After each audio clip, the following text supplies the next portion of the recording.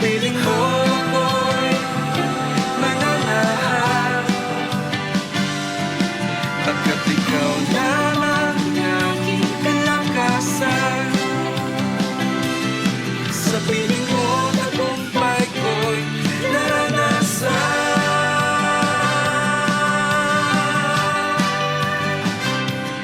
Hello, hello, hello mga ka-AAP namin. Salamat po ng marami. Saan man po kayo sa apat na sulok ng mundong ito na ginagalawan po natin. Nawa ang pagpapala muli ng ating Panginoon ay sumabawat isa sa atin. So bago po tayo magpatuloy, tayo po ay muli dudulog sa Panginoon. Muli Panginoon, salamat po Ama sa pagkakataon at biyayang pinagkaloob niyo po sa amin para muli makapakinig ng iyong salita, para muli kayo ay aming parangalan at mapagpala mula sa kapangyarihan ng iyong salita. Pagpalain niyo po ang buhay ng bawat isa.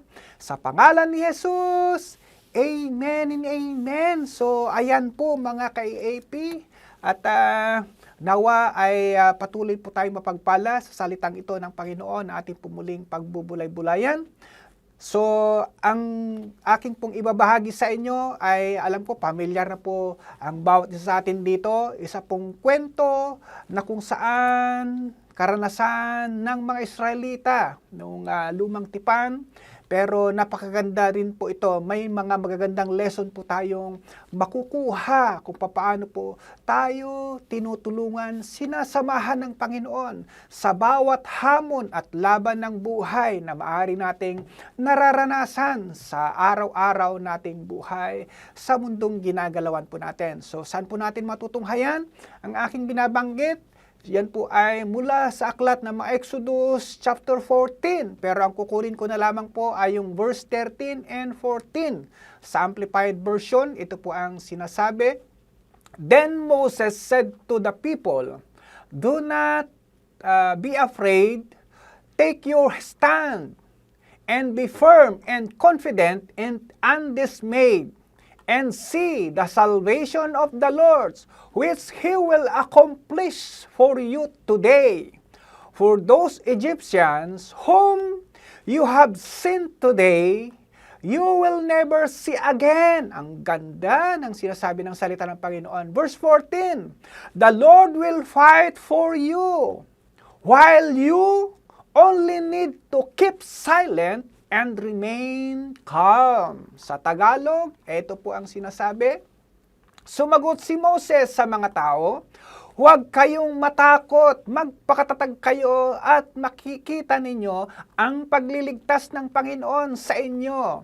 Sa araw na ito, ang mga Egyptong nakikita nyo ngayon ay hindi nyo na makikita pang muli." Verse 14, ang Panginoon ang makikipaglaban para sa inyo, hindi nyo na kailangang makipaglaban pa. Napakaganda po ang nais ipahiwatig ng salita ng Panginoon sa araw na ito para tayo ay muli palakasin ng loob. Maaring kagaya tayo ng mga Egyptian ay mga Israelita nung sila po ay humarap ng ganitong challenge ng kanilang buhay. Dahil ito pong kwentong ito ay mula po nung sila po ay inilabas ng Panginoon mula sa pagkakaalipin sa pagkontrol ni Haring Parawan ng Egyptian, sila po ay naglakbay na patungo po sa pagdadalhan ng Panginoon sa lupang pangako. Dapat yon. Kanya nga lang, hindi po nila narating yun dahil po sa maraming kadahilanan. Pero dito po lalong pinatunayan ng Panginoon ang katapatan niya sa kanyang mga minamahal na bayan. So ano nangyari? Nung nahimasmasan po ang hari ng Egyptian na si King Parawa, na nawala na yung kanyang mga inaalipin, ay nagplano siyang habulin lahat. So yun nga, inihanda ang lahat ng mga magigiting niyang mga sundalo, makarwahe, pinaghahabol. At habang nandun sila sa habulan, ang mga Egyptians na ang mga Israelita ay dumating sa punto na wala na po silang ibang patutunguhan kasi sila po ay dinala ng Panginoon sa kanilang harapan ay yung pong tinatawag na pulang dagat o Red Sea. At take note, Red Sea ang kanilang nakikita ngayon. So, no choice. At mamaya-maya, sa likod nila, andyan naman. Kitang-kita nila kung paano sila hinahabol ng mga Egyptian. So, ang nangyari ngayon, sila ay natakot, nangamba, at dumating sa punto na sinisisi na nila si Moses dahil siya ang nanguna sa kanila. So ano nangyari? Dahil sa sobrang takot, panginginig, pangamba at pag-aalala, sila po ay natutong tumawag sa Panginoon. At dito pinatunayan naman ng Panginoon na every time na magawa po natin magpakumbaba at humingi ng tulong sa Panginoon, doon po natin makikita yung kanyang pagtulong. Gaya ng mga Israelita.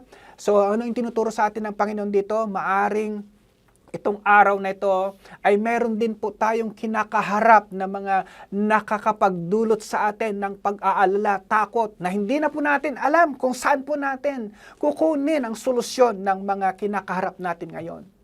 Pagtingin mo sa harapan, wala kang nakikita kundi napakalawak na dagat.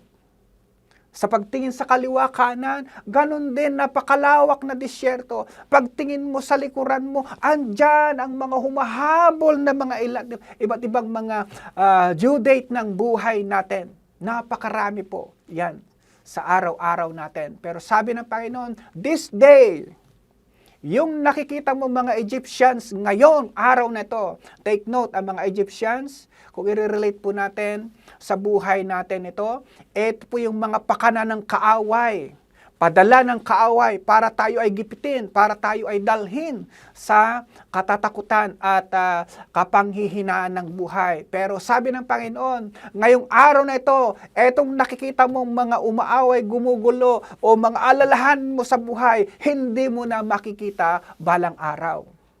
Napakagandang pangako po ng Panginoon. Mga ate, kuya, ano po ba ang mga nakikita nyo o nararanasan nyo today?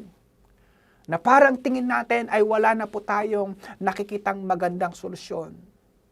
Take note, sabi ng verse 14, ako ang Panginoon niyong Diyos, ipaglalaban ko kayo. Ang kailangan nyo lang gawin, sabi ng Panginoon, chill ka lang. Kung sa term natin ngayon, chill ka lang, kalma ka lang. So ayan po yung isang kailangan natin matutunan every time na tayo po ay humaharap sa mga hamon ng buhay na hindi na po natin alam kung ano ang pwede nating gawin. Ang kumalma po tayo sa pagtulong at gagawin ng Panginoon sa atin. Kaya ang title po ng ating pinag-uusapan, Trust in the Lord. Matuto tayong magtiwala sa ating Panginoon. Kaya sa araw na ito, ang mayroon man po tayong pinagdadaanan o hindi natin alam kung anong gagawin, ang pwede lang po natin magawa today ay magpakumbaba, manahimik, at lumapit sa Panginoon. At sinisigurado ng ating Panginoon, hindi niya tayo iiwan ni pababayaan man. At doon natin mararanasan yung mga himala, yung mga miracle na pangako ng Diyos sa atin, gaya ng ginawa niya sa mga Israelita. So anong ginawa ng Panginoong Hesus? Pinatunayan niya. Yung pangako niya, huwag kayong matakot, magpakatatag kayo, magpakatibay kayo. Only you need to do, be still, and trust on me. Yun po ang gustong ipahiwatig ng Panginoon every time na meron tayong kinakaharap sa araw na ito. So pwede po ba tayo po ay lalapit sa Panginoon dahil siya po ang masigit na nakakaalam kung paano po niya tayo pakalmahin, palakasin, itawid muli sa panibagong laban ng buhay na maaari nating kinakaharap, especially today.